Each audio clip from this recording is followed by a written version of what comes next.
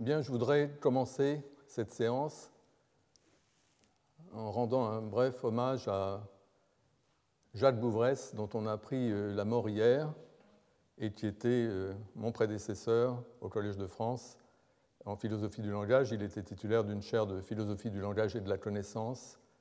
Il était entré en 1995 et parti en retraite en 2010. Et bien entendu, je ne vais pas m'étendre là-dessus, je veux seulement rendre cet hommage, mais j'avais beaucoup interagi avec lui, notamment il avait été dans mon jury de thèse de troisième cycle, ensuite dans mon jury de thèse d'État. Il m'avait recommandé à l'université d'Oxford, à l'époque où j'étais parti là-bas faire un post-doc, il a joué un rôle significatif aussi par ses travaux dans mon propre parcours. Voilà. Donc la semaine dernière, j'ai rappelé des choses dont j'avais parlé l'année dernière. J'ai rappelé que selon Frege, un nom propre comme Aristote, possède une double valeur sémantique. Et c'est une idée que je retiens moi-même. Une double valeur sémantique, ce que Frege appelle un sens et une référence. Le sens étant le mode de présentation de la référence, la façon dont la référence est présentée. Et la référence, c'est ce à quoi renvoie l'expression, c'est dans le cas présent l'individu, Aristote, que l'expression désigne. Donc, une expression comme un nom propre comme Aristote désigne un certain individu qui est la référence, mais ce nom est également associé dans l'esprit des utilisateurs du langage à une certaine représentation de cet individu. Et c'est la représentation en question qui constitue le sens du nom, le mode de présentation que Frege, dans ses exemples, articule au moyen ce qu'on appelle une description définie, comme le philosophe grec de l'Antiquité, élève de Platon, précepteur d'Alexandre, auteur de la métaphysique, etc. Une description où on peut mettre toutes sortes de choses. Alors, comme je vous l'ai indiqué la dernière fois, je vous avais montré cette citation sans la lire. Frege reconnaît que la représentation associée au nom Aristote varie d'un individu à l'autre. Ce n'est pas la même chose pour tout le monde, et même pour le même individu d'un moment à l'autre. C'est donc très différent si vous utilisez une description définie, comme l'auteur de la métaphysique. Là, le sens, la façon dont est représenté l'individu dont vous parlez, c'est fixé par le sens des mots dans le langage, par les règles du langage, disons. Et si vous dites Aristote, le sens n'est pas fixé linguistiquement par des conventions. Différentes personnes associent des représentations qui peuvent varier, mais ces représentations peuvent être exprimées aussi avec des descriptions définies. Simplement, ces descriptions, comme l'auteur de la métaphysique, ne sont pas imposées par les règles du langage, mais c'est une question, disons, ça dépend de la conception que se fait chaque individu. Alors Frege pense que cette dépendance par rapport au contexte d'emploi et à l'individu qui emploie l'expression, cette dépendance du sens qui peut varier par rapport à la personne qui l'emploie, il pense que c'est un défaut des langues naturelles. Il pense que c'est mieux si les noms sont associés à un sens fixe et donné une fois pour toutes. C'est mieux si on s'entend sur le sens des mots, parce que ça évite, disons, des malentendus qui pourraient naître dans la communication si on associe des sens différents aux mêmes expressions. Mais enfin, quoi qu'il en soit, c'est la description qui est dans l'esprit de l'utilisateur qui, selon Frege, détermine la référence, détermine de qui on parle. Car l'individu désigné, c'est l'individu qui correspond à la description, c'est-à-dire l'individu qui possède les propriétés, comme la propriété d'être l'auteur de la métaphysique ou d'avoir été élève de Platon, etc. Donc ça, c'est la conception dont j'ai parlé la dernière fois et dont j'ai dit qu'elle était rejetée. J'ai donné quelques indications pour les raisons pour lesquelles on la rejette. Je voudrais préciser aujourd'hui que cette théorie-là a été aménagée pour tenir compte de ce qui pourrait sembler être des objections. Et parmi les aménagements, j'en ai fait brièvement allusion la dernière fois, on a remarqué que certains éléments de la description associée à un nom, là j'ai donné une longue description où il y avait pas mal d'éléments mêlés, dont certains éléments peuvent être plus importants que d'autres. Il y a des choses qui sont vraiment centrales dans la représentation qu'on se fait d'un individu, il y a d'autres choses qui sont plus marginales, moins importantes. Et donc on pourrait très bien considérer qu'il faut assigner des poids différents aux différents éléments, au lieu de mettre tout sur le même plan. Donc ça, c'est une amélioration qu'on peut faire. Et on a aussi remarqué que parmi les propriétés qui sont mentionnées dans la description qui exprime le sens que nous associons à un certain nom propre, que parmi les propriétés donc mentionnées dans la description, il peut très bien arriver que certaines soient attribuées par erreur, surtout s'il s'agit de propriétés pas très importantes, où on n'est pas complètement sûr, par exemple, plutôt de choses vraiment centrales. Et dans ce genre de cas, si on fait une petite erreur, j'ai mentionné ça la dernière fois quand j'ai parlé de Le Verrier et de Neptune, en disant que Le Verrier avait une certaine description de la planète qui a telle et telle propriété, et c'est cette description, c'est cette idée qu'il y avait un objet possédant telle et telle propriété qui avait guidé l'observation et permis effectivement de trouver l'objet, la planète en question, de la voir au télescope. Et j'ai indiqué cependant que la conception que se faisait Le Verrier n'était pas complètement exacte. Il y avait quelques erreurs, mais ça n'avait pas empêché que c'était globalement correct et que ça a permis quand même d'identifier la planète. Et donc, on peut se contenter d'une correspondance globale qui peut être éventuellement approximative. C'est-à-dire qu'il peut y avoir des petites choses qui ne sont pas tout à fait correctes, mais qui n'empêchent pas que globalement la description, qu'il y ait un objet qui soit conforme à la description de façon globale, sinon de façon totale. Alors, pour ces deux raisons, afin d'attribuer des poids différents aux différents éléments et présents dans leur présentation, et aussi afin de pouvoir écarter certains éléments mineurs éventuellement qui se révéleraient fautifs, il a été proposé de remplacer la description unique, qui correspond au sens, qui exprime le sens d'un nom propre, par exemple, comme Aristote, de remplacer cette description unique. L'exemple que j'ai donné, c'est donc le philosophe grec de l'Antiquité, élève de Platon et précepteur d'Alexandre, auteur de la métaphysique, donc une grosse description. On peut remplacer ça par ce que j'appelle un dossier mental, c'est-à-dire un paquet où il y a tous ces mêmes éléments, mais séparés les uns des autres, de sorte qu'on peut assigner des poids différents à certains éléments, et puis on peut s'apercevoir qu'il y a un élément fautif et on peut l'écarter sans que ça remette vraiment en cause l'identité du dossier qui peut rester le même à travers des petites modifications. Donc ça, c'est simplement une variante de la position freudienne qui apporte quelques aménagements pour l'améliorer. Alors, l'année dernière, j'ai beaucoup parlé de ce que j'ai appelé, suivant Fodor, les cas freudiens, c'est-à-dire des cas où un même sujet possède, à propos d'un individu donné, ou d'un objet donné, deux dossiers mentaux différents, sans s'en rendre compte. En tout cas, sans se rendre compte qu'il s'agit d'un seul et même individu. Donc, j'ai donné l'exemple l'année dernière de Romain Gary et de Émile Ajar. Donc, Gary, c'est un écrivain français qui écrivait des romans, donc, avec un certain succès. Roman qu'il signait Romain Gary, mais il écrivait aussi d'autres romans qu'il signait, il avait des pseudonymes.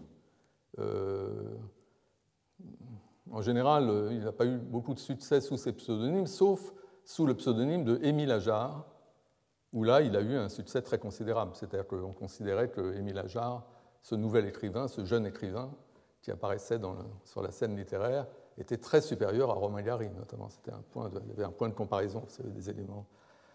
Donc, personne ne savait que c'était une seule et même personne, personne ne l'a su, enfin, personne. Il y avait très très peu de gens qui étaient au courant, c'était vraiment un secret bien gardé.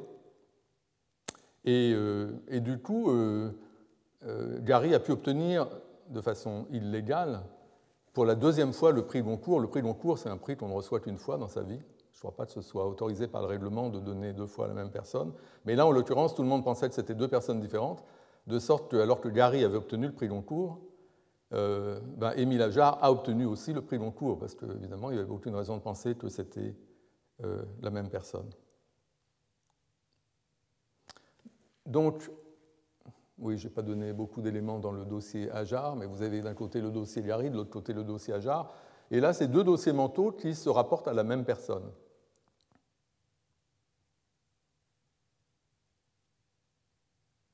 Alors, dans la mesure où il y a deux dossiers mentaux distincts, deux représentations distinctes de ce qui est en fait le même individu, ça rend possible à un sujet d'attribuer éventuellement à ce même individu des propriétés contradictoires sans irrationalité, puisqu'on ne se rend pas compte que c'est le même objet. On a l'impression qu'on attribue ces propriétés à deux objets distincts. Et c'est exactement ce qui s'est passé, et ce à quoi je viens de faire allusion à propos du fait qu'il y avait des gens qui pensaient que Hajar était très supérieur à Gary. Effectivement, une des raisons d'ailleurs pour lesquelles Gary a écrit sous le nom de Hajar, c'est que Gary, sa réputation était dans le milieu littéraire, c'était d'être quelqu'un qui appartenait au passé, d'être ce qu'on appelle un has-been, quelqu'un qui n'a plus son avenir devant lui. Et donc c'est ainsi, il se représentait, les critiques littéraires étaient très critiques de Gary, dont ils pensaient que sa créativité s'était tarie. Et ils pensaient exactement le contraire de Hajar. Hajar, c'était l'écrivain prometteur, celui dont on peut tout attendre. Alors, ce sont des propriétés contradictoires qu'ils attribuaient en fait à la même personne, parce qu'ils ne savaient pas, évidemment, ils ne se rendaient pas compte. S'ils s'étaient rendus compte, ils n'auraient pas maintenu ça, parce que c'est incohérent. On ne peut pas dire à la fois que quelqu'un est un has-been et que c'est quelqu'un de très prometteur. On ne peut pas dire à la fois que c'est quelqu'un dont la créativité est tarie et quelqu'un dont la créativité s'épanouit, etc. Donc il est incohérent d'attribuer à un même objet des propriétés contradictoires, et un sujet rationnel ne peut pas faire ça, il doit se garder de faire cela. Mais si on ne sait pas que c'est le même objet, évidemment, même si on est rationnel, on peut très bien le faire. Alors la notion de mode de présentation qu'introduit Frege, l'idée que quand on pense à quelqu'un, à quelque chose, on pense à la chose ou à la personne en question sous un mode de présentation, et pas directement en quelque sorte, mais il y a toujours une certaine façon de se représenter l'individu. Cette idée-là permet précisément de sauvegarder la rationalité du sujet lorsqu'il est confronté à une situation comme celle-là, à un cas frégien. La notion de mode de présentation est régie parce que un principe que j'ai cité l'année dernière, qui est ce que le philosophe américain Steven Schiffer appelle la contrainte de Frege, et qui nous montre bien le rôle de la notion de mode de présentation, c'est de faire une place pour la rationalité du sujet, quand bien même le sujet attribue des propriétés contradictoires au même objet. On peut faire ça même si on est rationnel, comme les critiques littéraires. Ils étaient rationnels, ce qui leur manquait simplement, c'était une information qu'ils n'avaient pas.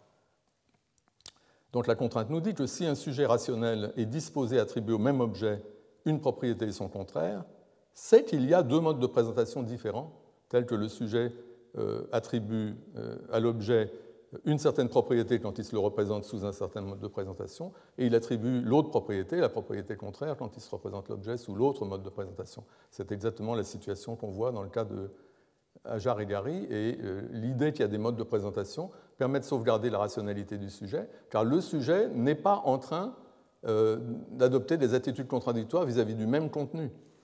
Il n'est pas en train de dire oui à un certain contenu et non au même contenu. Ça, c'est contradictoire. Un sujet ne peut pas accepter et refuser à la fois la vérité d'un même contenu. Mais précisément, ce que dit Frege, c'est que dans ces cas-là, ce n'est pas le même contenu, parce que dans le contenu, il y a le mode de présentation, et là, on fait varier le mode de présentation. Donc, les critiques pensent, à propos de Gary, qui est le même individu que Hajar, ils pensent que c'est un has-been, quand ils pensent à lui sous le mode de présentation Gary. Et quand ils pensent à lui sous l'autre mode de présentation, ils pensent que ce n'est pas un has-been. Et il n'y a pas de contradiction, parce qu'il n'y a pas un contenu unique tel qu'il l'accepterait ou le refuserait à la fois, accepterait sa vérité et la refuserait à la fois. Ce n'est pas le même contenu, parce que le mode de présentation différencie ce qu'ils croient et ce qu'ils ne veulent pas croire, et ce qu'ils refusent d'admettre. Donc, comme l'a souligné Schiffer, cette contrainte de Frege assigne un certain rôle au mode de présentation. C'est à ça que servent les modes de présentation, sauvegarder la rationalité du sujet dans ce type de cas.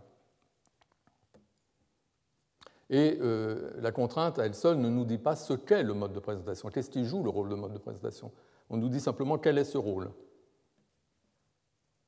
Et Frege lui-même semble penser au mode de présentation comme une description de l'objet, une représentation de l'objet qui prend la forme d'une description, ou peut-être dans la variante que j'ai introduite, un dossier mental, une représentation complète avec un ensemble de choses qu'on attribue à l'objet. Et donc, si on pense que le mode de présentation, c'est ça, c'est le dossier mental, eh bien on dira, dans un cas frégéen, on dira que précisément, il y a deux dossiers mentaux distincts, et donc ça correspond à la contrainte de Schiffer. Puisqu'un sujet rationnel est en train d'attribuer à un même objet deux propriétés contradictoires, ça implique qu'il a deux représentations distinctes de cet objet, et en l'occurrence deux dossiers mentaux distincts. Et c'est exactement ce qui se passait dans cet exemple.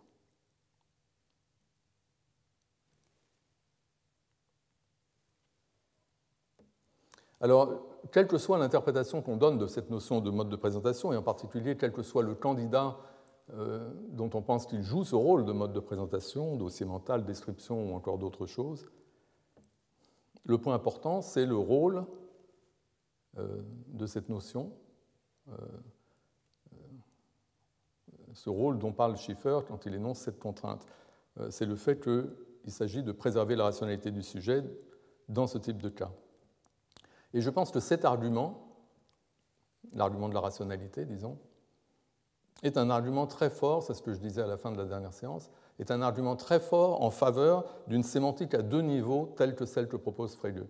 C'est-à-dire que le contenu d'une expression linguistique, par exemple, ça n'est pas seulement ce à quoi elle renvoie, dans le cas d'une expression comme un nom propre, une expression référentielle, ce n'est pas seulement l'individu, ou l'objet à quoi l'expression renvoie, ça c'est la référence, mais il y a quelque chose d'autre qui est le sens, le mode de présentation. C'est un aspect du contenu très important, parce que c'est l'aspect du contenu qui va être pertinent quand on parle des croyances, de ce que croient des croyances qui expriment les énoncés. La notion de croyance est liée de très près à celle de rationalité, donc on a besoin d'un niveau de contenu qui fasse une part au mode de présentation, car c'est le mode de présentation qui explique l'attitude des critiques littéraires dans ce type de cas. Donc je reviendrai là-dessus. En tout cas, je pense que c'est un argument très fort pour cette sémantique à deux niveaux, par opposition à l'autre conception dont je vous ai parlé la dernière fois, en fin de séance, qui est la conception qu'on associe à Russell, la conception qu'on pourrait appeler monostratale, qui dit que le contenu, c'est la référence. Conception qui a l'avantage d'être extrêmement claire conceptuellement. Il y a l'idée qu'une représentation, son contenu, c'est ce qu'elle représente. Et c'est tout ce qu'il y a à dire là-dessus. C'est ça l'idée de contenu, c'est ce qui est représenté. Donc si vous avez un nom propre, le contenu, c'est l'objet ou l'individu désigné. Le nom propre est comme une étiquette qu'on associe à un objet et il n'y a pas cette espèce de chose intermédiaire qui est le sens. Alors, cette conception russellienne a des avantages, et je donnerai même quelques arguments putatifs en sa faveur dans un instant. Et comme je dis, elle est extrêmement claire. Mais elle se heurte à cette objection dirimante, qui est cette objection de la rationalité de Frege. Si on dit que des énoncés comme Gary est un has-been et Ajar est un has-been ont le même contenu, parce que le contenu, simplement, c'est l'individu dont on parle et la propriété qu'on lui attribue. Donc, l'individu, c'est le même, Ajar, Gary, c'est la même personne. La propriété d'être un has-been, c'est la même dans les deux cas. Donc, l'idée, c'est que ces deux énoncés ont en fait le même contenu. Et s'ils ont le même contenu, alors comment se fait-il qu'un sujet rationnel puisse dire oui à l'un et non à l'autre? On n'explique pas du tout cela. Et pour l'expliquer, on a besoin de dire que dans le contenu, il n'y a pas seulement la référence, il y a aussi le mode de présentation. Donc c'est un argument extrêmement fort, je ne pense pas qu'il soit véritablement évitable, donc je pense qu'il faut accepter cette distinction frégéenne entre le sens et la référence, et donc rejeter cette sémantique monostratale à la Russell. Cependant, Frege ne se contente pas d'argumenter pour une sémantique à deux niveaux. S'il ne faisait que ça, ce serait très bien, et je pense qu'il emporte facilement avec cet argument. Mais il fait autre chose. Il défend aussi une certaine conception, une conception très particulière, de la relation entre les deux niveaux. Et cette conception, c'est ce que ce que beaucoup de gens appellent le descriptivisme, c'est l'idée que ce qui détermine la référence, ce qui détermine de quel individu l'on parle, ou à quel individu l'on pense, ou à quel objet, c'est le contenu du dossier mental. Et effectivement, pour Frege, la référence, c'est l'objet qui correspond à la représentation que s'en fait le sujet, c'est-à-dire l'entité qui possède effectivement les propriétés qui sont recensées dans le dossier mental, ou en tout cas la plupart d'entre elles ou les plus importantes, si on admet les aménagements dont j'ai parlé. Donc ça, c'est la thèse descriptiviste qui dit la référence, c'est ce qui correspond à la description, c'est ce qui possède les propriétés qui font partie de ce dossier mental, qui sont mentionnées, recensées dans le dossier mental. Et ce que je soutiens, c'est qu'on peut dissocier ces deux choses, que sont d'un côté la distinction entre sens et référence, et l'idée que le contenu, ce n'est pas seulement la référence, il y a aussi le mode de présentation. Ça, c'est une chose, et je pense que ça, on peut difficilement ne pas accepter. Mais l'autre chose, c'est la thèse descriptiviste qui dit que le sens détermine la référence au sens où la référence, l'individu ou l'objet dont on parle, c'est l'individu ou l'objet qui correspond à notre représentation mentale. Car bien entendu, si on dit ça, ça a des conséquences qui sont extrêmement fâcheuses. Si on admet cette thèse descriptiviste que la référence, c'est ce qui correspond à notre représentation mentale. Et la dernière fois, je vous ai rappelé ces conséquences fâcheuses, notamment le fait que du coup, on ne peut pas se tromper. L'erreur n'est pas possible. Parce que vous ne pouvez pas faire référence à un individu et lui attribuer à tort des propriétés. En tout cas, les propriétés, parce que ce qui vous permet de faire référence à l'individu, c'est que vous lui attribuez certaines propriétés et que l'objet a ces propriétés. Parce que s'il n'avait pas ces propriétés à travers lesquelles vous y faites référence, vous ne pourriez pas y faire référence. Donc vous ne réussiriez pas à faire référence à l'objet si votre représentation, votre conception de l'objet n'était pas correcte. Donc ça exclut la possibilité qu'on ait des conceptions incorrectes, massivement incorrectes. Et j'ai donné la dernière fois des exemples suivant Kripke de cas où une représentation qu'on se fait peut être massivement incorrecte. Donc il y a eu ce rejet pour des bonnes raisons, comme ces arguments que donne Kripke, ce rejet du descriptivisme, ce rejet de l'idée que la référence, c'est ce qui correspond à notre description. C'est ce qui est conforme à notre représentation mentale. Et donc, la dernière fois, je vous ai présenté la conception alternative, rivale, l'autre conception qui a été mise à la place du descriptivisme. Et la dernière fois, je vous l'ai présenté comme étant essentiellement ce qu'on appelle l'externalisme.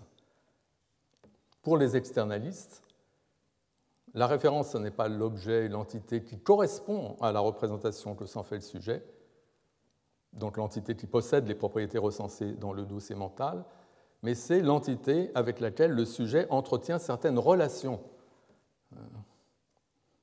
Et la dernière fois, je vous ai donné l'exemple suivant Putnam, dont je n'avais pas parlé l'année dernière, dont j'en ai parlé la dernière fois, je vous ai donné l'exemple de l'eau. L'eau est un liquide qui est présent dans notre environnement et avec lequel nous sommes en contact de façon quotidienne, multiquotidienne. Nous n'arrêtons pas d'être en contact avec l'eau. En ce moment, je suis en contact. Enfin, bon, contact, il y a plus que du contact. Nous sommes faits d'eau, si je puis dire, mais je veux dire contact comme là en ce moment, si je bois un peu d'eau, j'ai cette interaction avec l'eau. Donc nous sommes en contact de façon quotidienne avec ce liquide, et le mot eau désigne ce liquide avec lequel nous sommes en contact de façon quotidienne. Alors évidemment, nous avons une représentation mentale de l'eau. Nous avons une sorte de petit dossier mental, exactement comme dans le cas d'Aristote. Donc, si vous voulez, on a des propriétés, on a des choses comme liquide incolore, inodore, transparent, se trouve dans les lacs et les rivières, étanche la soif, tombe du ciel quand il pleut, etc. Et bien d'autres choses. Mais l'idée, du point de vue externaliste, c'est que cette représentation mentale ou ces propriétés ne déterminent pas la référence. Et c'est ce qu'a montré l'expérience de pensée dont je vous ai parlé la dernière fois de Putnam. avec cette idée qu'il y a donc une autre planète, Terre jumelle, qui est exactement où tout est pareil que sur Terre, donc c'est absolument indistinguable. La seule différence, c'est que ce qu'il y a dans les lacs et les rivières, ce qui tombe du ciel quand il pleut, etc., sur Terre jumelle, c'est pas le même liquide, même s'il a exactement les mêmes apparences, et notamment il satisfait toutes ses propriétés. Mais ce n'est en fait pas le même liquide. Si vous faites l'analyse chimique, vous vous apercevez que ce n'est pas le même liquide. Ce n'est pas du H2O, c'est XYZ, nous dit Putnam.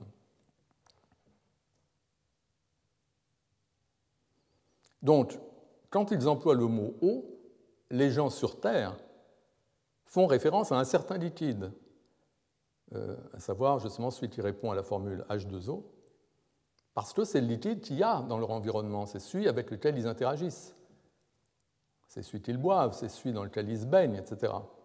Donc ils ont ce contact avec ce liquide-là, et c'est ce liquide-là qu'ils appellent l'eau.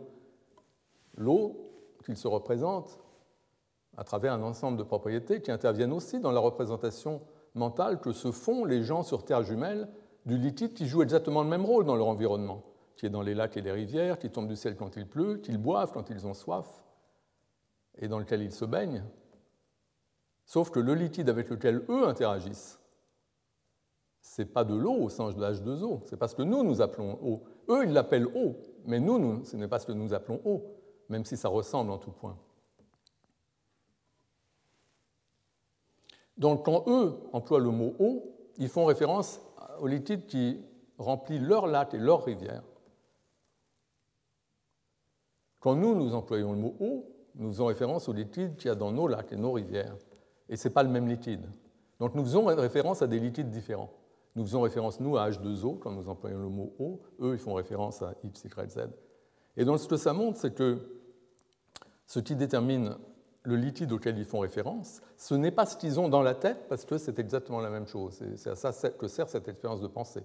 On fabrique un cas où c'est exactement la même chose qu'on a dans la tête, et néanmoins la référence n'est pas la même, et ça montre que ce qui fixe la référence, ce qui détermine la référence, ce n'est pas ce qu'on a dans la tête. C'est ça le but de cette expérience de pensée. Donc ce qui fixe la référence, ce n'est pas ce qu'ils ont dans la tête, cette représentation-là, mais c'est la nature du liquide qui se trouve dans leurs lacs et leurs rivières. C'est-à-dire un facteur environnemental, quelque chose qu'il y a dans l'environnement, pas dans la tête. Donc cette représentation mentale, qui existe néanmoins, mais qui ne détermine pas la référence, puisque c'est la même représentation dans les deux cas, sur Terre et sur Terre jumelle, et que néanmoins la référence, elle, n'est pas la même. Donc cette représentation mentale, la même dans les deux cas, Putnam appelle cela le stéréotype, c'est-à-dire cette conception que les utilisateurs du langage associent au mot « eau », et qui est comme une entrée dans leur encyclopédie mentale, si vous voulez. Alors évidemment, j'ai mentionné la dernière fois que si on ajoute la composition chimique dans le dossier mental de quelqu'un de cultivé à propos de l'eau, ça va faire une différence, mais c'est pourquoi je vous ai dit que Putnam situait les choses en 1750 pour éviter ce problème-là. C'est avant qu'on justement on puisse dire, on puisse tracer cette différence. Donc la différence entre le sens freudien et le stéréotype pour Putnam, ça a l'air d'être un peu la même chose. Le sens freudien, c'est pour Aristote, auteur de la métaphysique et tout ça, c'est cette espèce de liste de conditions. Pour l'eau, c'est ce qu'on a ici, mais la différence entre le sens freudien et le stéréotype au sens de Putnam, c'est que le stéréotype au sens de Putnam ne détermine pas la référence. C'est la nature objective du liquide avec lequel nous sommes en contact quotidien et que nous nommons eau, c'est ça qui détermine ce à quoi le terme s'applique. Le terme s'applique à tout liquide de même nature que ce liquide familier qui se trouve dans notre environnement et qui correspond au stéréotype. Donc, en l'occurrence, un liquide peut très bien, exactement comme l'eau sur Terre jumelle, l'eau entre guillemets sur Terre jumelle, un liquide peut très bien correspondre en tout point au stéréotype de l'eau, c'est-à-dire avoir les propriétés superficielles de l'eau, sans être de l'eau. C'est ce qui se passe, effectivement, sur Terre jumelle. La nature de l'eau, la nature de ce liquide avec lequel nous interagissons quotidiennement, sa composition chimique notamment, c'est quelque chose que nous ne connaissons pas forcément et dont nous déléguons la connaissance aux savants. Donc la question de savoir si le liquide qui se trouve sur Terre jumelle est ou n'est pas de l'eau, ce liquide qui a effectivement toutes ces propriétés-là, Et la question de savoir si c'est ou ce n'est pas de l'eau, c'est une question que nous ne pouvons pas trancher a priori. Nous suspectons que c'est de l'eau parce que ça ressemble en tout point à l'eau, mais c'est aux savants de nous dire, après l'analyse chimique, si c'est vraiment de l'eau. Donc si un groupe de savants était envoyé en expédition sur Terre jumelle, ils auraient la surprise de découvrir que le liquide remplissant les lacs et les rivières sur Terre jumelle n'est pas de l'eau, mais un liquide qui possède la même apparence et les mêmes propriétés superficielles. Et c'est pareil dans l'autre sens, c'est-à-dire que le terme eau qu'emploient les habitants de Terre jumelle s'applique à tout liquide de même nature que ce liquide familier qui se trouve dans leur environnement. Et donc, si une équipe de savants de Terre jumelle visitait la Terre, ils auraient la surprise eux aussi de découvrir que le liquide qui remplit les lacs et les rivières sur Terre n'est pas ce qu'eux appellent de l'eau, c'est-à-dire du XYZ, mais un liquide possédant la même apparence et les mêmes propriétés superficielles.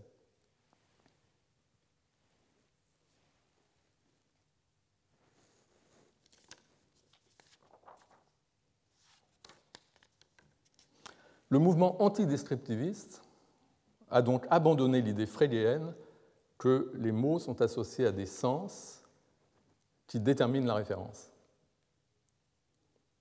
Et ils ont mis en avant l'idée que la référence dépend de l'environnement, des entités avec lesquelles nous sommes effectivement en relation. La représentation que nous nous faisons de ces entités, ce que nous avons dans la tête, comme dit Putnam, c'est un autre dossier mental, correspondant au stéréotype putnamien, quelque chose qui n'a pas pour fonction de fixer la référence. Le stéréotype ou la représentation mentale en question est partagé par Oscar sur Terre et son double sur Terre jumelle, que j'ai appelé la dernière fois Toscar. Donc ils partagent cette représentation, ce dossier mental associé au mot eau, et néanmoins ils font référence à des liquides différents, puisque ce sont des liquides différents qui se trouvent dans leurs environnements respectifs. Donc c'est ça l'expérience de pensée de Putnam, dissocier cette représentation mentale, ce dossier mental, faire que ce ne soit pas ça qui détermine la référence, puisque le même dossier mental peut aller de pair avec des références différentes. Alors, il y a une réponse évidente qu'on peut faire, enfin une sorte de défense qu'on peut faire du descriptivisme freudien face à ce type d'exemple. On peut dire que ce qui fixe la référence, ce qui détermine la référence, ce qui détermine l'entité à laquelle on se rapporte en pensée ou en parole, c'est bien ce qu'il y a dans la tête du sujet, c'est bien la représentation mentale, comme ce qu'on a ici, à condition de préciser qu'elle détermine la référence relativement à l'environnement où se trouve le sujet. Donc ce n'est pas comme si la représentation mentale déterminait la référence de façon absolue. On sait que ce n'est pas le cas, puisque là on voit que la référence varie alors que la représentation mentale est la même. Mais il suffit d'un nouvel aménagement pour sauver la position freudienne. Il suffit de dire que la représentation mentale détermine la référence relativement à l'environnement. Donc si on change l'environnement, il y a ce paramètre. Si on change l'environnement, on peut changer la référence, même si c'est la même représentation mentale. Ça n'empêche pas que relativement à un environnement donné, ce qui fixe la référence, c'est la représentation mentale. La référence, c'est l'entité qui possède ses propriétés dans l'environnement pertinent. Si c'est un autre environnement, évidemment, ça peut être un autre objet. Donc ça, c'est une réponse intéressante qu'on peut faire. Mais je pense que cette ligne de défense est inopérante, en tout cas si on admet certains, notamment des exemples que j'ai donnés la dernière fois, inopérante parce que la représentation dans l'esprit du sujet peut très bien être erronée, et même, comme le soutient Kripke, radicalement erronée. Donc l'exemple que j'avais donné la dernière fois, c'est l'exemple de Jonas, où là, ce n'est pas une expérience de pensée, je disais, parce que dans notre représentation mentale de Jonas, la chose la plus saillante, la plus importante, c'est le fait qu'il a été avalé par une baleine, et ce que nous dit Kripke, c'est qu'en fait, ce n'est pas vrai, il n'a pas du tout été avalé par une baleine, ni même par un gros poisson. Donc si Kripke a raison sur ce point d'histoire, en quelque sorte, notre représentation mentale dans le cas de Jonas, elle est radicalement erronée, puisque la chose la plus centrale se trouve être incorrecte. Ça ne nous empêche pas de penser à Jonas et de lui attribuer des propriétés qu'il ne possède pas. Et donc, la possibilité d'une telle erreur massive montre que ce qui détermine ce à quoi on fait référence, ce ne sont pas les propriétés qu'on attribue à cet objet, puisqu'on peut se tromper. Alors, plutôt que cet exemple de Kripke dont j'ai déjà parlé, je voudrais introduire un exemple très bien connu de Donnellan. Donnellan est un des auteurs qui font partie de ce mouvement antidescriptiviste qui a rejeté ces idées de Frege, l'idée que le sens détermine la référence par une sorte de correspondance entre eux, par le fait que ce à quoi on fait référence correspond ou est conforme à la représentation mentale. Donc l'exemple de Donnellan, qui le donnait dans un contexte un peu différent, mais là je l'utilise pour les besoins de ma présentation, Donnellan évoque une soirée où dans une soirée, j'adapte l'exemple, je ne reprends pas exactement les détails de Donnellan, je fournis mes propres détails. Donc nous observons une personne agitée qui tient à la main un verre à martini, on va faire comme si sur l'image c'était un verre à martini, et qui parle fort en faisant de grands gestes. Donc il y a quelqu'un d'assez notable qui attire l'attention. Et je vous dis, le type qui boit un martini va bientôt renverser son verre. Donc vous comprenez parfaitement de qui je parle. Je parle de ce type. Ce type que nous sommes en train d'observer, parce que comme j'ai dit, il attire l'attention, donc notre attention est naturellement portée sur lui. Alors dans ce cas, ce qui détermine la référence, ce qui fait que je parle de cette personne et pas d'une autre, c'est le fait que notre attention est fixée sur lui. C'est le fait que nous sommes en train de l'observer, de le regarder. Imaginons, suivant Donnellan, que la personne en question, en fait, n'ait que de l'eau dans son verre. Donc quand je dis le type qui boit un martini, lui, il ne boit pas un martini. Donc là, l'individu auquel je fais référence ne correspond pas à la représentation. Donc imaginons qu'il n'ait que de l'eau dans son verre, donc il ne boive pas un martini, il ne soit pas en train de boire un martini.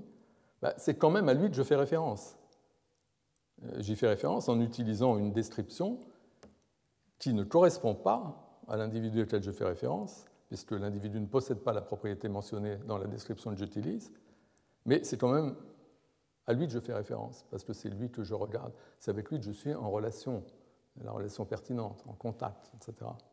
Donnellan ajoute, et c'est très important pour cette expérience de pensée, que s'il y avait à l'insu de tout le monde, derrière un rideau, un homme en train de boire un martini, la seule personne dans la pièce en train de boire un martini,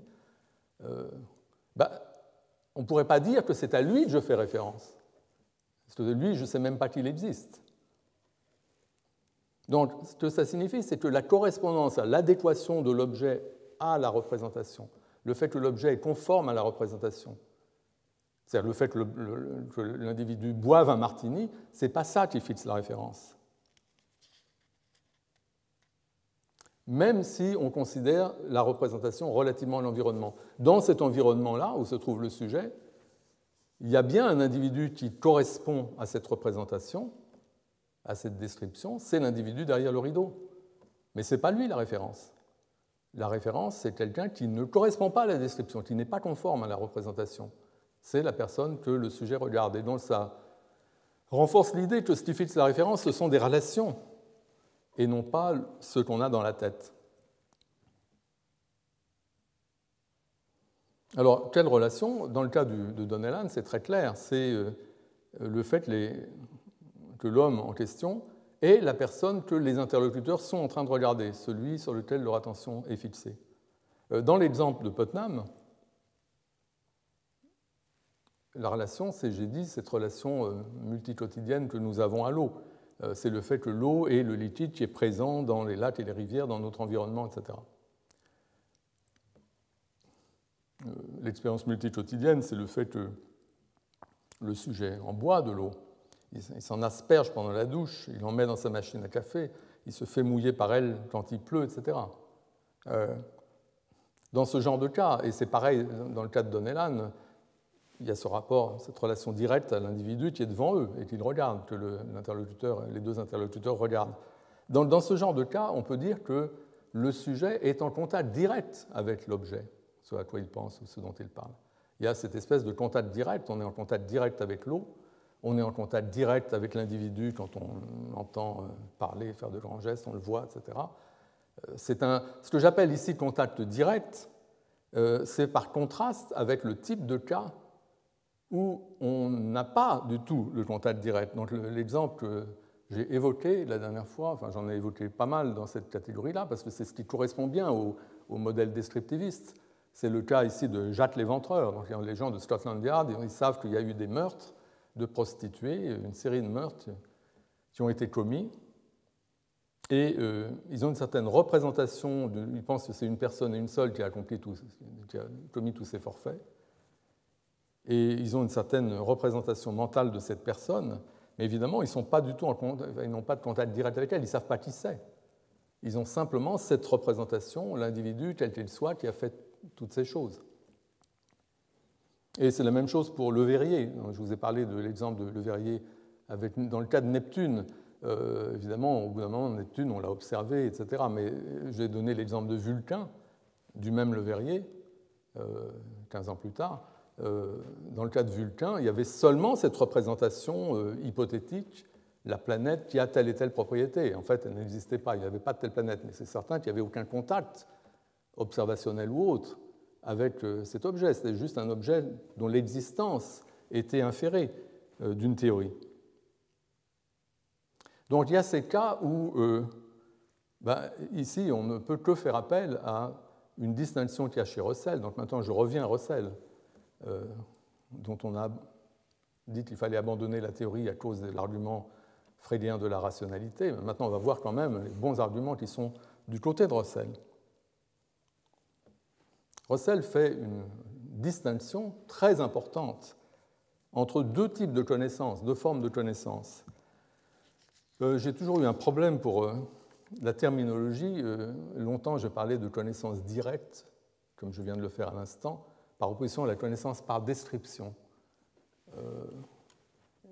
Russell, il dit « knowledge by acquaintance », ce qui implique cette espèce de relation de contact direct. Mais maintenant, enfin, pas que maintenant, d'ailleurs, j'avais trouvé ça il y a pas mal d'années, mais j'avais oublié comme terminologie. Je propose de parler de connaissance pratique dans un cas. Donc nous avons une connaissance pratique des entités qui nous sont données directement dans l'expérience. Comme par exemple cette bouteille, je la tiens dans ma main, j'en ai une connaissance pratique, pas purement théorique. Une connaissance purement théorique, c'est la connaissance que nous avons d'un objet dont nous avons des raisons de penser qu'il existe, mais un objet avec lequel nous ne sommes pas en contact direct. Des choses comme justement Vulcain ou Jacques l'Éventreur, nous n'avons pas de contact avec l'objet, mais nous savons ou croyons qu'il existe et nous en avons une certaine représentation sur la base éventuellement d'une théorie. Donc j'appelle ça la connaissance théorique ou purement théorique. En tout cas, ça correspond à ce que Russell appelle la connaissance par description. Donc Russell fait cette distinction entre la connaissance que j'appelle moi pratique, directe des objets avec lesquels nous sommes en contact, comme l'eau, comme le type dans l'exemple du Martini, le type qu'on voit, etc. Et la connaissance purement théorique d'objets dont nous avons des raisons de penser qu'ils existent, mais nous ne les avons pas, en tout cas nous ne savons, enfin si nous les avons rencontrés, nous ne le savons pas. Cette distinction-là est très très importante. Et ce qui apparaît, c'est que la conception freudienne, selon laquelle la référence est fixée par des représentations mentales dans notre esprit, ça marche bien pour les cas de connaissance par description. Quand il y a un objet avec lequel nous ne sommes pas en relation directe, nous savons simplement ou nous postulons qu'il y a un objet qui possède un certain nombre de propriétés, nous pouvons parler du prochain président de la République quel qu'il soit. Je peux de cette façon faire référence à un individu, mais je ne sais pas qui c'est. C'est l'individu quel qu'il soit qui possède un certain nombre de propriétés. Donc là, la référence dans ce cas de connaissance par description, la référence est effectivement fixée par la représentation mentale. On n'a pas d'autre moyen d'accéder à la référence. Mais on doit faire un contraste entre ces cas-là et les cas où l'objet, on est en relation avec lui, en contact direct, auquel cas, ce qui compte, ce n'est pas ce qu'on a dans la tête, parce qu'on peut se tromper, c'est le contact direct. Alors, la dernière fois, j'ai manqué de temps, et je n'ai pas pu vous présenter un argument que je comptais mentionner à l'appui de quelque chose comme la distinction de Russell entre ces deux formes de lien référentiel, disons, par description ou direct. Et je voudrais maintenant, j'ai juste donné le nom de l'argument la dernière fois, parce que j'appelle ça l'argument de la patate chaude. C'est aussi encore un problème de traduction en français, ce n'était pas facile, donc j'ai trouvé cette expression française qui correspond bien. C'est un argument que je voudrais illustrer avec une citation de Michael Devitt qui nous dit il doit y avoir des représentations dont les propriétés référentielles ne dépendent pas de celles d'autres représentations, sans quoi le langage n'entrera jamais en contact avec la réalité. Les théories descriptivistes renvoient la balle référentielle, mais il faut bien que la balle s'arrête quelque part. Elle s'arrête avec les théories qui expliquent la référence en invoquant des relations directes à la réalité. Donc, ce contraste dont parle David, c'est le contraste entre ces deux conceptions, la conception descriptiviste, où le lien à la référence médiatisé par notre représentation mentale, la référence étant ce qui satisfait cette représentation, ce qui lui correspond, ce qui lui est conforme, et des cas où la référence est fixée de façon directe. Et ce que nous dit David, c'est qu'il y a un argument général qui nous montre qu'il doit y avoir des cas où la référence est fixée de façon directe, parce que si c'était tout le temps comme le disent les descriptivistes, il n'y aurait jamais de référence du tout. Pour que la référence soit possible, il faut qu'au moins dans certains cas, elle soit directe. C'est ça l'argument. Et cet argument,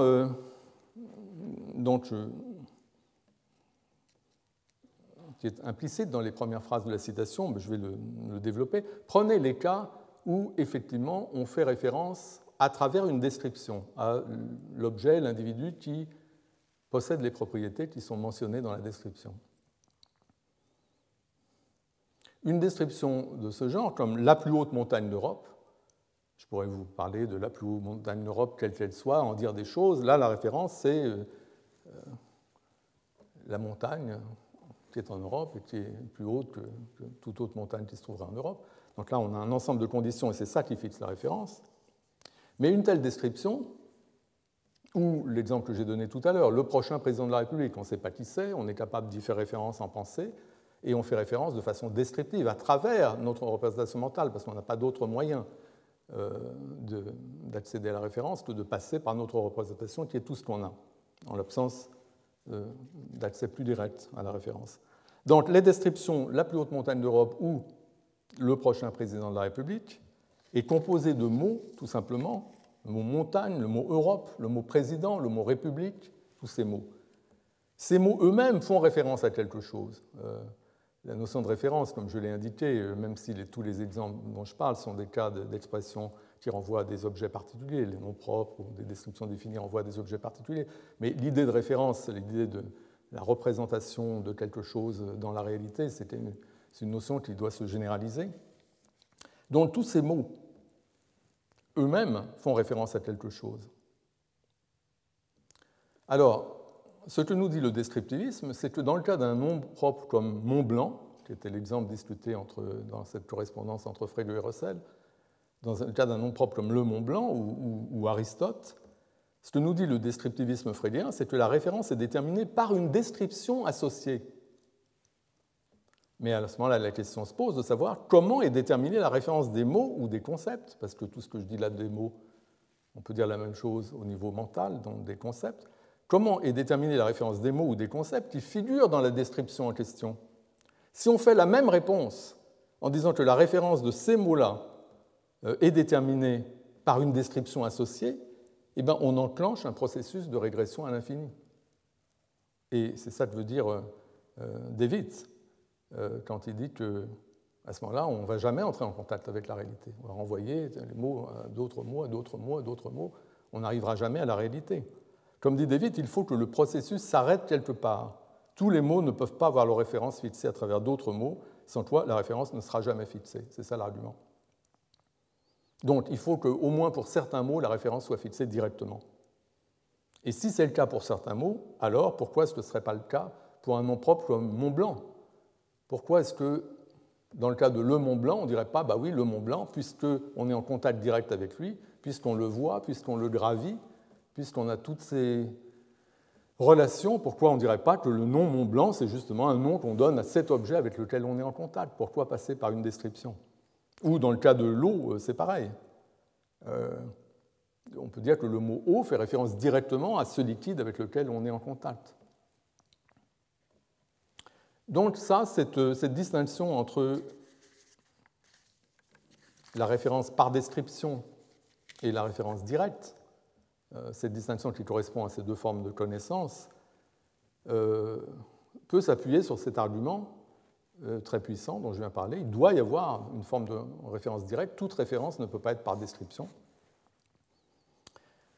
Donc je pense que c'est quelque chose qu'on peut accepter, tout comme on peut accepter la distinction freudienne du sens et de la référence. Il y a des très forts arguments pour ces deux choses-là. Ces deux choses-là qui peuvent sembler antinomiques. Et de fait, Russell pensait que la sémantique à deux niveaux de Frege, sens-référence, s'applique seulement au cas de connaissance par description.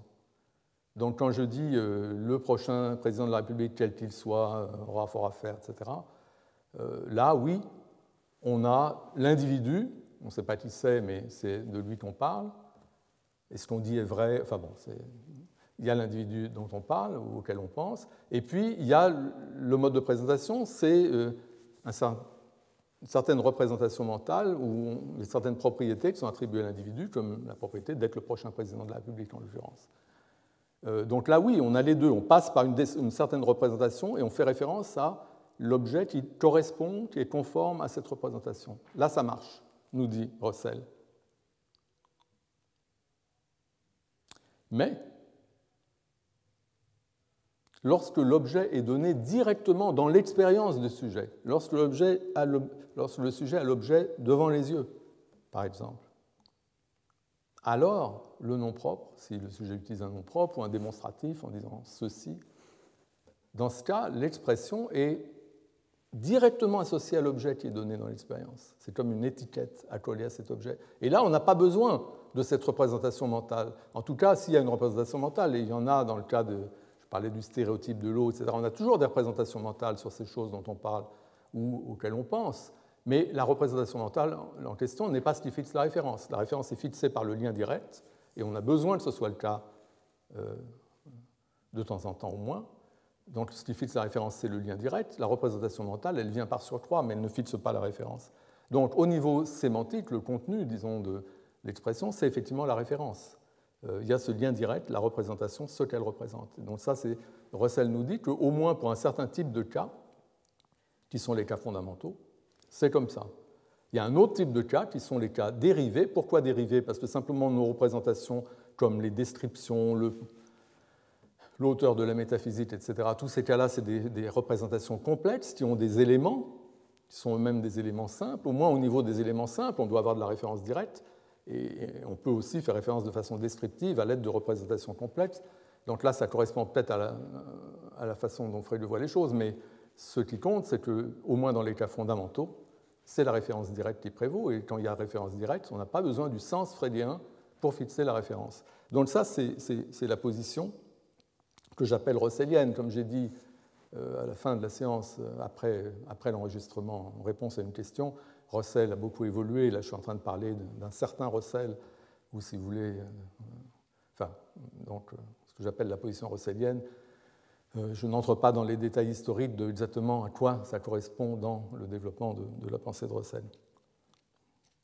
En tout cas, les antidescriptivistes de ce mouvement des années 60 et 70 du siècle dernier dont je vous parlais, eux, à cause de cette critique du descriptivisme et donc de la position freudienne, ont basculé du côté d'une position qu'ils ont présentée comme étant une position russellienne, comme s'inspirant de certaines idées qui avaient été présentées par Russell, et notamment cette théorie que j'ai appelée la théorie Fido-Fido, l'idée qu'il y a simplement la représentation, ce qu'elle représente, et il n'y a rien d'autre à dire, au moins au niveau fondamental. Donc une sémantique monostratale. Et de la part de Russell, cette idée que, parce que la référence n'est pas toujours descriptive, parce qu'au moins dans les cas fondamentaux, elle doit être directe,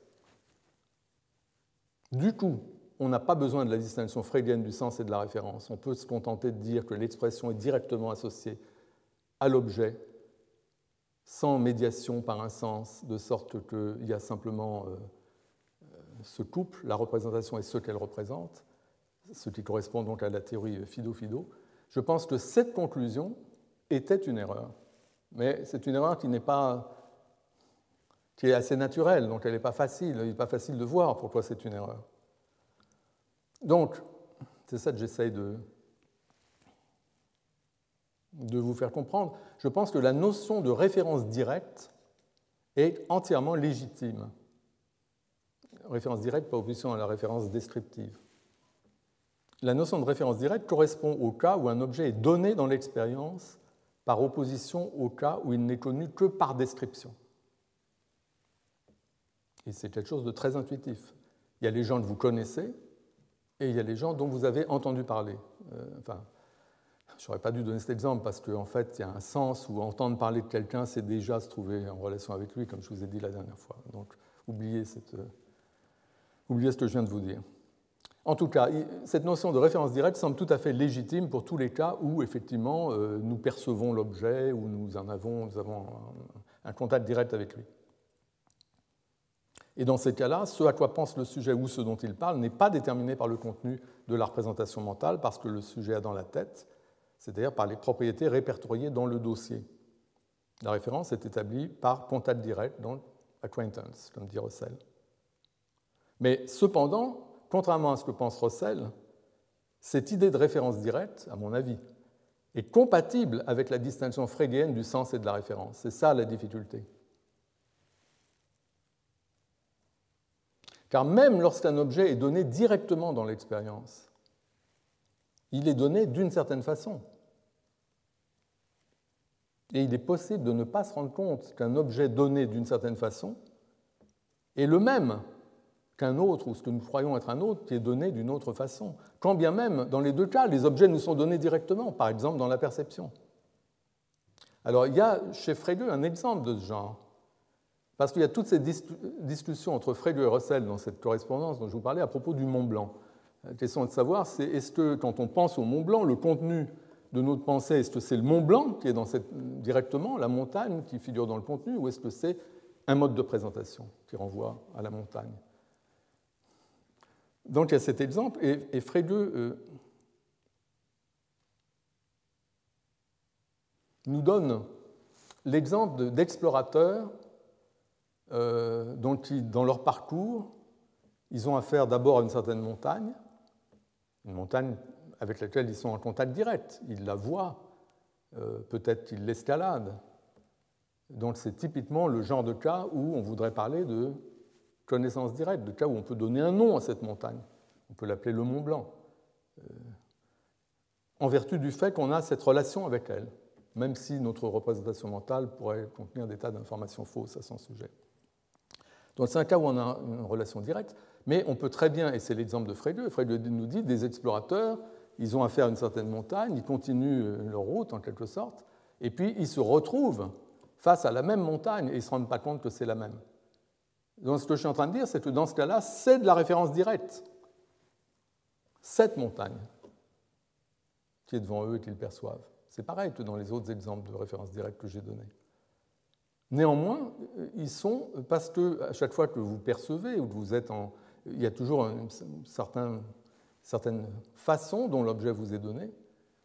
Il peut très bien se faire que l'objet vous soit donné successivement de deux façons différentes et que vous ne vous rendiez pas compte que c'est le même.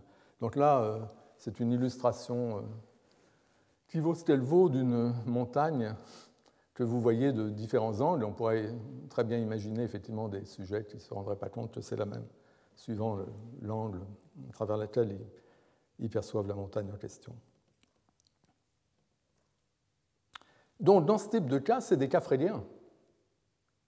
C'est-à-dire qu'il y a un sujet, il y a une possibilité de cas freudien. Il y a un sujet qui se trouve en relation avec, deux fois en relation avec le même objet, et il ne se rend pas compte que c'est le même objet. Donc, il est parfaitement possible, il serait possible au sujet, tout en gardant sa rationalité, dans un cas de ce genre, d'attribuer à une montagne une propriété F, et à l'autre montagne qui est en fait la même, la propriété non F. Et le sujet, là, ne serait pas en train de se contredire au sens où sa rationalité est préservée parce qu'il se représente de deux façons différentes la montagne. Donc, on a besoin de modes de présentation dans ce cas aussi, mais pourtant, ce cas aussi, c'est un cas de référence directe. Donc, ça nous montre que la distinction sens-référence, elle est perpendiculaire par rapport à cette autre distinction qui est la distinction entre la référence directe et la référence descriptive. Même si on se cantonne à la référence directe, on a quand même besoin de la distinction du sens et de la référence pour sauver la rationalité du sujet. il y a un mode de présentation qui est impliqué, même dans les cas où l'objet nous est donné directement dans l'expérience. On peut fabriquer un exemple tout à fait semblable avec le cas de Donnellan, de l'homme qui boit un martini. Donc, on a vu que le sujet a un certain dossier mental sur la personne qu'il regarde. Dans ce dossier mental, il y a notamment la propriété d'être en train de boire un martini. Mais ce qui détermine la référence du dossier mental, ce n'est pas le contenu du dossier, puisque là, en l'occurrence, c'est faux. Ce qui détermine à quoi pense le sujet, c'est non pas le contenu de son dossier mental qui peut être erroné, c'est le fait qu'il a une certaine relation à l'objet, il est en train de le regarder. Donc là, c'est un cas de référence directe, où le contenu du dossier mental ne joue pas le rôle de fixer la référence. Rien ne nous interdit d'imaginer, dans un cas de ce genre, qu'il y ait un grand miroir de l'autre côté de la pièce, et le sujet ne se rend pas compte qu'il y a un miroir. Donc il y a ce grand miroir, et du coup, le sujet aperçoit un autre type de l'autre côté de la pièce, et il pense des choses à propos de cet autre type. Donc il a un deuxième dossier mental sur la même personne, parce que c'est la même personne qui voit à travers le miroir. Et dans les deux cas, il s'agit de perception, donc d'un lien direct à l'objet. Et puisque le premier dossier mental ne fixait pas la référence, puisqu'il contenait des choses fausses, on peut très bien imaginer l'équivalent aussi pour le deuxième. Mais enfin, quoi qu'il en soit, c'est un cas freudien. Le sujet a deux dossiers mentaux se rapportant à la même personne, et néanmoins, il ne s'agit pas de référence descriptive, parce que ce qui fixe la référence, c'est le lien à l'objet. Le fait que le sujet a son attention fixée sur la personne qui regarde et qui est en train de faire des grands gestes, etc., et qu'il perçoit aussi de temps en temps, à l'autre bout de la pièce, cette autre personne, avec lequel, par la perception, il se trouve également en lien. Il se trouve que c'est le même individu à laquelle il est en relation dans les deux cas, et par l'intermédiaire d'un miroir dans le second cas. Et donc, pour ce genre de cas, on a besoin à la fois de cette notion de référence directe, si on veut contraster de façon générale ce type de cas, des cas de référence descriptive, de connaissance par description, du style Jacques Léventreur, Vulcain, etc. On a besoin de cette notion de référence directe pour ces cas-là, ce sont des cas de référence directe parmi d'autres, et ça n'empêche pas que la distinction sens-référence est nécessaire pour sauvegarder la rationalité du sujet, parce qu'on a potentiellement moins des cas freudiens ici.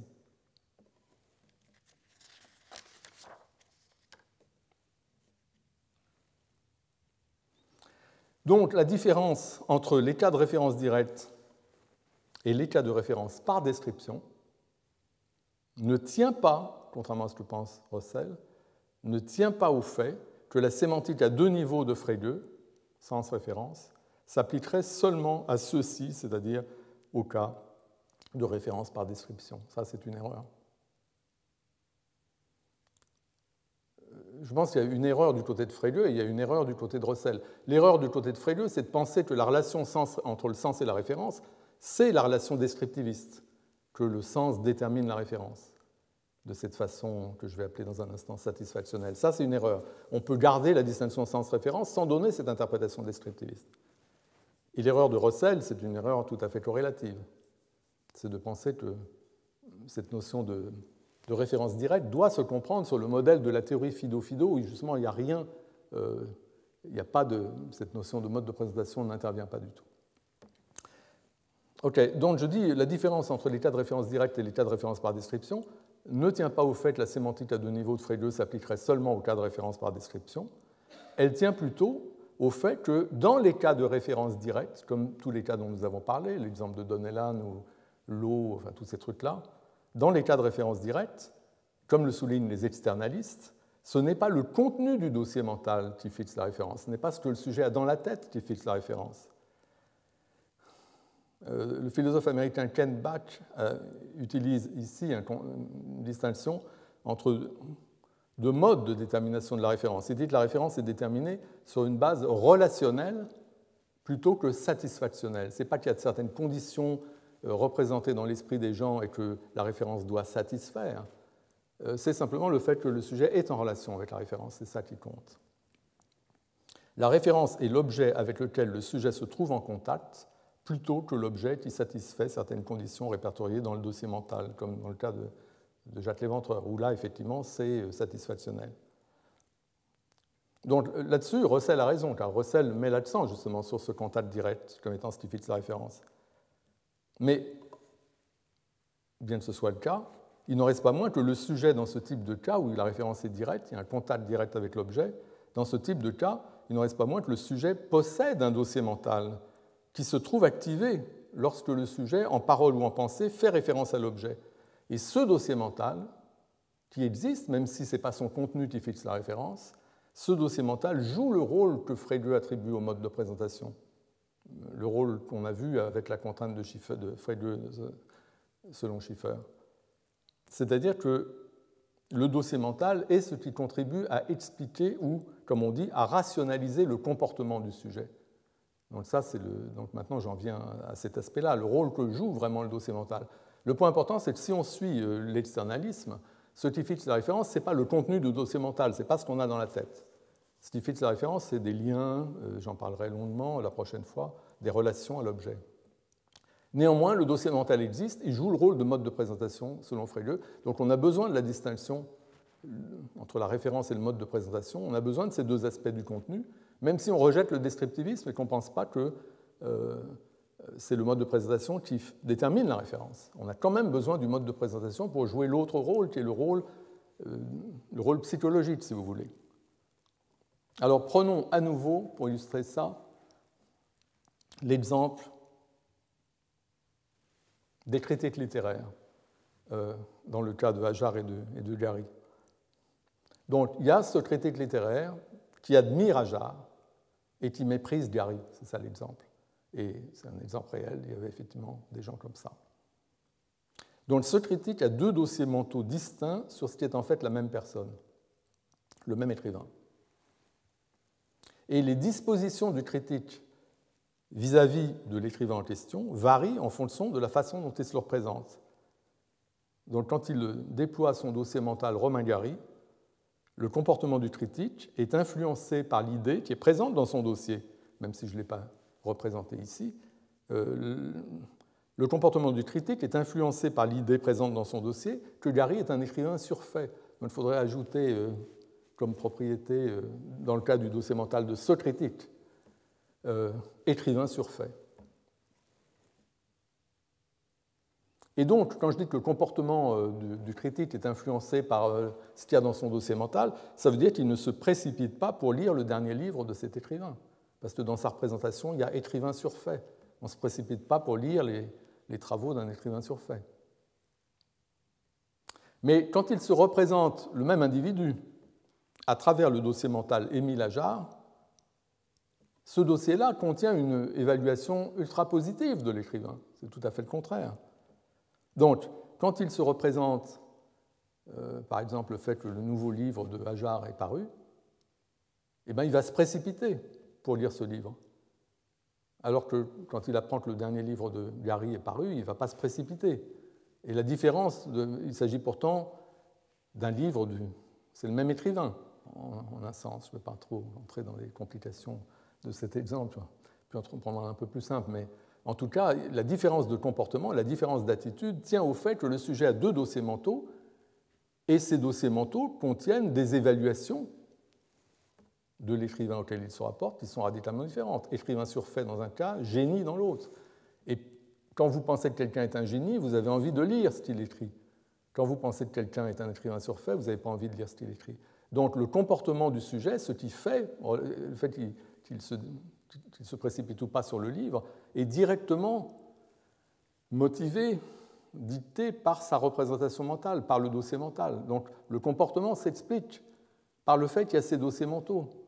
Et on a besoin donc de poser ce niveau-là de représentation pour expliquer le comportement du sujet, quand bien même c'est un comportement qui, au final, a pour cible le même individu.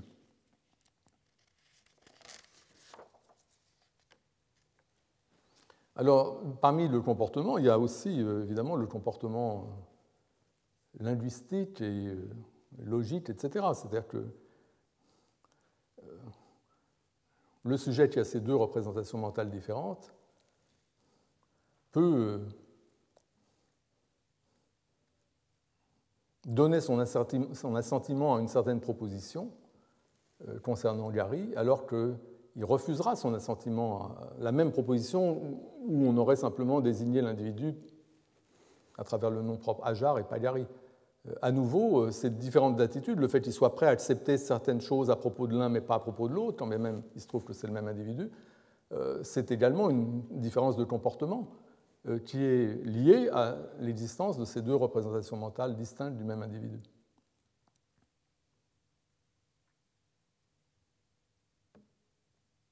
Donc, dans les cas fréliens, le sujet dispose de deux dossiers mentaux distincts sur le même objet et son comportement vis-à-vis de cet objet varie en fonction du dossier mental que le sujet déploie lorsqu'il se représente l'objet.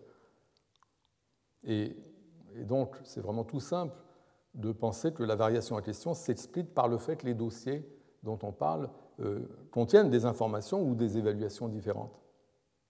Alors, dans les cas putnamiens, ce n'est pas comme les cas fréliens, là la situation est inversée. C'est-à-dire qu'on a deux sujets distincts, je pense à Oscar et à Toscar, Oscar sur Terre, son double sur Terre jumelle, Toscar. On a deux sujets distincts mais qui sont qualitativement indistinguables, qui possèdent chacun un dossier mental sur le liquide incolore inodore transparent qui est présent dans leur environnement et que tous les deux appellent eau. Donc ils ont c'est le même dossier mental, ils ont la même représentation. Et il ne s'agit pas, comme on l'a vu, du même liquide dans les deux cas, à cause de la différence environnementale. Il s'agit de H2O pour Oscar, de XYZ pour Toscar. Et il y a donc le même dossier mental, avec les mêmes informations, correspondant à deux objets distincts. Donc c'est le cas inverse du cas où on a deux représentations mentales distinctes correspondant au même objet. Donc, ce que vous avez, c'est, dans le cas de Oscar, vous avez ce dossier mental qui se rapporte à ce liquide qu'il y a dans l'environnement d'Oscar, c'est-à-dire H2O. Et dans le cas de Toscar, c'est le même dossier mental, mais il se rapporte à un autre liquide qui est celui qu'il y a dans l'environnement de Toscar. Et à nouveau, ce qu'il y a dans le dossier mental explique le comportement. En l'occurrence, puisque c'est le même dossier mental pour Oscar et pour Toscar, il se représente de la même façon les liquides qui sont présents respectivement sur Terre et sur Terre jumelle. Du coup, il se comporte vis-à-vis de ces liquides exactement de la même façon, parce que ce qui explique le comportement, c'est la représentation mentale. Donc, dans l'explication du comportement, c'est à la représentation mentale qu'on fait appel. Mais la représentation mentale n'est pas ce qui fixe la référence. Donc, on a ces deux rôles qui correspondent en fait à ces deux aspects du contenu, qui est la référence, qui est quelque chose, vous faites référence à quelque chose en fonction des relations effectives que vous entretenez avec la chose en question, c'est quelque chose d'objectif, disons. Et la représentation mentale, c'est la représentation plus subjective dans votre esprit. OK. Bon, il ne me reste pas beaucoup de temps, et pourtant... OK. Donc, les dossiers mentaux, on va entrer un peu plus dans le vif du sujet. L'idée, c'est qu'un dossier mental sert à centraliser les informations dont nous disposons concernant les entités présentes dans notre environnement. Et la notion d'environnement prend plusieurs sens, suivant qu'il s'agit d'un environnement au sens très étroit, comme dans l'exemple de Donnellan, il s'agit d'une situation où il y a quelqu'un en face de nous, ou dans un exemple comme celui de Putnam, où c'est un environnement beaucoup plus large. Il s'agit dans notre environnement en général, il y a de l'eau qui tombe du ciel, dans les lacs et les rivières, etc. Ce n'est pas forcément dans la situation où on pense à l'eau que l'eau est présente, mais elle est présente dans l'environnement de façon plus générale. Alors, nous ne maintenons pas de dossier, évidemment, sur toutes les entités qui sont présentes dans notre environnement. Il y en a seulement certaines qui nous importent et qui font l'objet de représentations mentales dédiées. Donc ça, c'est évident. Et d'autre part, autre chose que je dois préciser, tous les dossiers mentaux ne sont pas durables. Nous pouvons très bien ouvrir un dossier mental temporaire à l'occasion d'une brève interaction avec un objet ou un individu qui disparaîtra ensuite de notre vie, tout comme le dossier à son sujet. Les dossiers mentaux que nous associons aux expressions démonstratives du langage, comme cet homme, ce vase, ce chien, etc., ces dossiers mentaux-là sont typiquement des dossiers provisoires dont l'existence est limitée à l'épisode pendant pendant lequel nous percevons ces entités auxquelles les démonstratifs font référence. L'exemple de Donnellan est un exemple de ce type. Le sujet a une sorte de dossier pour cet individu qu'il regarde. Pendant cette interaction, ce n'est pas forcément un dossier qu'il conservera, l'interaction est peut-être très ponctuelle, et il peut penser à ce type. C'est un dossier qu'on pourrait très bien associer à une expression démonstrative, et qui contient ces informations que le sujet glane pendant cette interaction, cette brève interaction. Alors, ce que je propose, c'est d'élaborer la notion de dossier mental de façon à distinguer quelques éléments principaux. En fait, il en faudrait plus que cela. Alors, je vais faire mon petit schéma de dossier mental.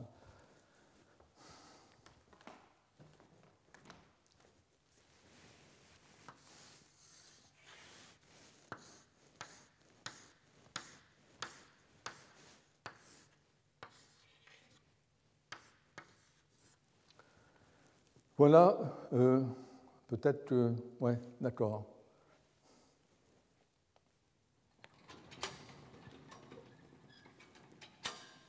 Ça va? Donc la première chose, c'est le dossier mental lui-même, c'est l'entourage, là, les trois traits qui contiennent des choses. C'est le dossier mental lui-même comme objet, comme entité. De même que si vous avez un dossier cartonné comme celui-ci, c'est quelque chose, c'est une entité. Donc il y a le dossier mental lui-même, considéré comme entité.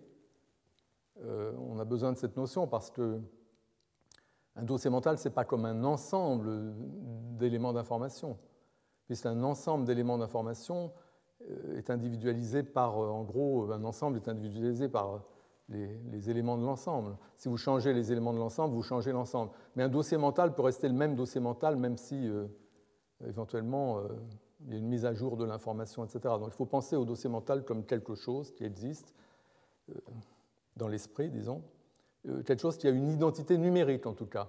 Et quand je parle du dossier mental comme une chose, il faut distinguer Oscar et Toscar, ils ont chacun leur dossier mental, qui sont numériquement distincts, quand bien même c'est le même dossier mental au sens qualitatif, car il contient les mêmes informations. Donc il y a le dossier mental lui-même dans son identité numérique, représenté ici par ces trois traits qui correspondent au réceptacle, au dossier mental comme réceptacle, et puis les lignes à l'intérieur correspondent à des éléments d'information que vous stockez dans votre dossier mental. C'est le contenu du dossier mental en un certain sens de contenu, ce qui est contenu dans le dossier mental. Et ça, le contenu, c'est le même pour Oscar et pour Toscar. Ils ont la même représentation mentale de l'eau, avec les mêmes éléments d'information, quand bien même leurs dossiers sont numériquement distincts. Alors, très important, vous avez ici représentée la relation à l'objet qui fixe la référence. Car j'ai dit que ce qui fixe la référence, ça n'est pas le contenu du dossier mental. La référence n'est pas l'entité qui est conforme au contenu, qui est conforme à la représentation mentale. Ce qui fixe la référence, c'est la relation à l'eau que nous avons par le fait que nous nous baignons dedans, qu'elle nous mouille, que nous la buvons. La relation dans l'exemple de Donnellan à l'individu, le fait que nous le regardons, etc. Donc c'est la relation R qui fixe la référence à l'objet, l'objet la référence, et c'est ce qui est représenté ici par O. Donc les éléments, c'est 1, le dossier mental lui-même dans son identité numérique, 2, ce qu'il y a dans le dossier mental, le contenu du dossier mental, les informations stockées dans le dossier mental, 3, la relation qui fixe la référence, et 4, la référence.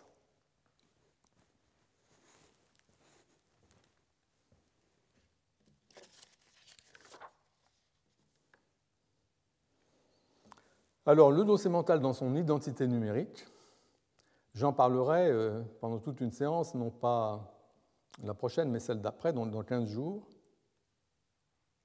Donc là, je ne dis rien là-dessus. En ce qui concerne le contenu du dossier, ce qu'il y a dans le dossier, je ne veux pas dire grand-chose, j'ai donné des exemples. Je veux juste prévenir un malentendu qui est que le contenu du dossier ne se réduit pas, dans mon esprit, forcément à du matériel verbal ou conceptuel, même si c'est ça les exemples que j'ai donnés. Un dossier mental peut aussi contenir des éléments de type sensoriel, également des éléments, je l'ai dit, ça, d'évaluation, etc. Donc on peut mettre tout ce qu'on veut dans un dossier mental, mais je ne vais pas parler de ça parce que j'ai plus de quelques minutes. Et je voudrais aussi préciser, pour prévenir les malentendus, parce que je prends toujours mes exemples dans un domaine extrêmement restreint, mais que les entités auxquelles les dossiers font référence ne sont pas nécessairement des particuliers, des individus, même si ce sont les cas centraux dont je parle pour les besoins d'essayer de discerner les éléments fondamentaux en jeu, mais dans le cas de l'eau, par exemple, l'eau n'est pas un objet individuel. L'eau n'est pas quelque chose de comptable, ce n'est pas comme une goutte d'eau, une mare ou un verre d'eau. Ça, c'est des objets individuels, des objets comptables. L'eau, c'est une substance. C'est quelque chose d'une nature assez différente, et ça ne nous empêche pas d'avoir un dossier mental sur l'eau. Et de même, dans le même esprit, disons, des espèces comme le tigre ou le dromadaire, on peut très bien avoir un dossier mental sur le tigre ou sur le dromadaire, ce n'est pas des individus, comme le sont les tigres et les dromadaires particuliers qu'on peut voir aux zoos. Donc la notion de dossier mental va beaucoup plus loin que simplement l'idée, la référence d'un dossier mental peut être autre chose qu'un objet individuel, et il y a peut être aussi des événements, enfin il y a plein de choses qui pourraient être intégrées dans cette théorie, même si moi je vous parle de la référence aux individus essentiellement. Alors le troisième composant est très important puisque c'est la relation qui fixe la référence, et je vais consacrer la prochaine séance à cette relation. Je veux peut-être quand même profiter des quelques minutes qui me restent pour commencer à dire deux ou trois choses là-dessus, sur la relation en question. Ce que nous mettons dans nos dossiers mentaux, ce sont des informations, notamment, que nous consignons dans nos dossiers, des informations qu'on a acquises à propos des objets ou des entités qui sont ce à quoi se rapportent les dossiers. Et ces informations, elles sont acquises grâce à l'existence de ce qu'on pourrait appeler des canaux informationnels, c'est-à-dire des chemins qui permettent à l'information de circuler entre ces objets et nous. Et le modèle, évidemment, c'est la perception. Notre équipement sensoriel fait que lorsque nous sommes confrontés à une entité matérielle, comme cet ordinateur qui se trouve devant moi, dans des conditions normales permettant la perception, dans ces conditions, il s'établit un flux informationnel entre l'entité et nous. L'objet cause chez le sujet, ici moi-même, confronté à lui, une expérience sensible, par exemple une expérience visuelle quand je regarde l'ordinateur, expérience porteuse d'informations sur l'objet en question. Donc, simplement, je vois que l'ordinateur devant moi est allumé. Et c'est une information que je peux stocker dans mon dossier temporaire sur cet ordinateur, temporaire ou pas.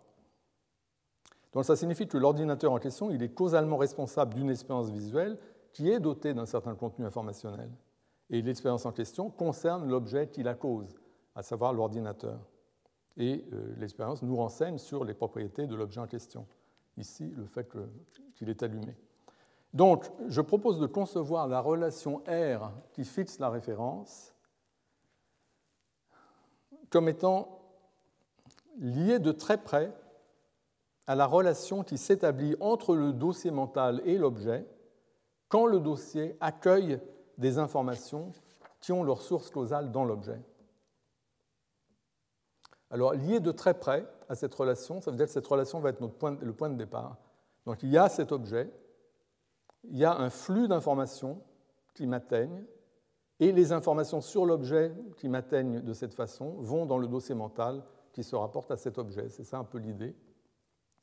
Et la relation qui fixe la référence, ce qui détermine à quel objet, à quelle entité un dossier mental se rapporte, cette relation qui détermine la référence est liée de très près à cette relation informationnelle qui s'établit entre l'objet et le sujet, quand le sujet effectivement obtient des informations sur l'objet grâce à l'existence d'un canal informationnel comme dans le cas de la perception.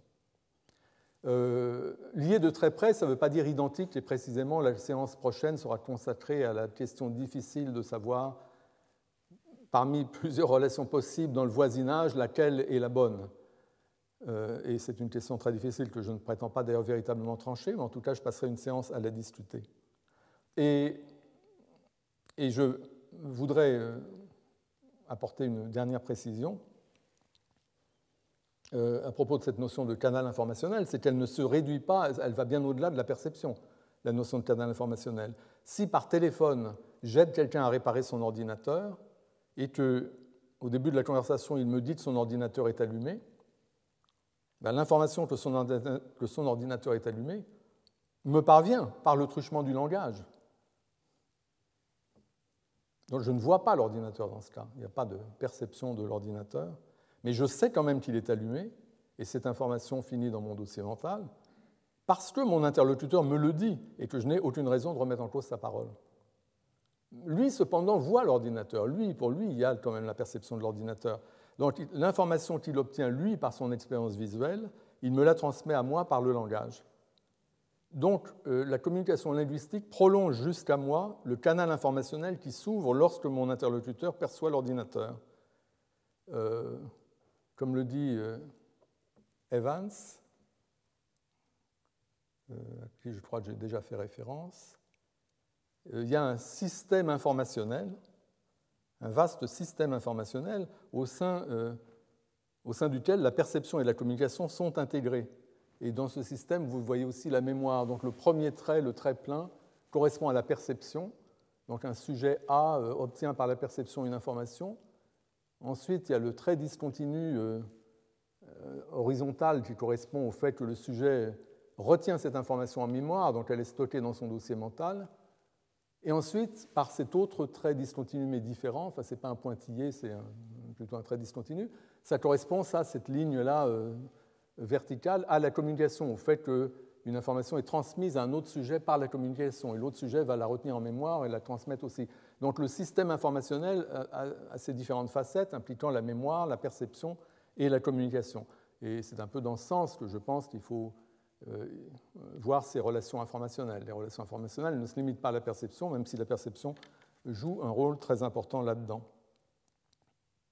Donc les dossiers mentaux servent de réceptacle pour les informations obtenues grâce aux canaux informationnels qui permettent au sujet d'acquérir des informations sur l'objet. Et donc la question que je poserai la prochaine fois, c'est celle de savoir de quelle nature est la relation R qui fixe la référence du dossier. Alors, le titre de la séance de la prochaine fois, ça s'appelle « Relation infogénérative ». Et en fait, c'est parce que j'ai parlé de ça, j'ai commencé à parler de ça, parce que donc, mon cours de l'année dernière a été interrompu par la pandémie, et j'avais commencé à introduire assez lentement ce sujet des dossiers mentaux, je commençais à parler de ces choses.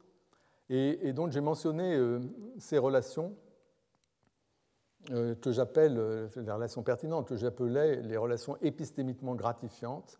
Et il y avait dans le public quelqu'un qui, à la fin de la séance, ou peut-être pendant la séance, je ne me souviens plus très bien, mais disait que ce serait peut-être mieux d'utiliser une expression moins barbare. Il avait proposé relations épistémiquement profitables, ce que je trouve pas mal du tout. Et donc, je serais très content de remplacer mon gratifiant par profitable. Mais ensuite, j'ai eu une correspondance avec un auditeur, enfin, qui je ne pense pas était là, mais qui en tout cas avait vu les vidéos, et qui lui proposait carrément un néologisme en disant que puisque ce sont les relations pertinentes, sont les relations qui génèrent de l'information, qui apportent de l'information au sujet, qui permettent à l'information d'arriver au sujet, il proposait d'appeler ça des relations infogénératives en fabriquant. J'ai trouvé ça pas mal aussi. En tout cas, j'ai donné ce titre à la séance de la prochaine fois, relations infogénératives, et donc je parlerai de cela un peu plus. Merci.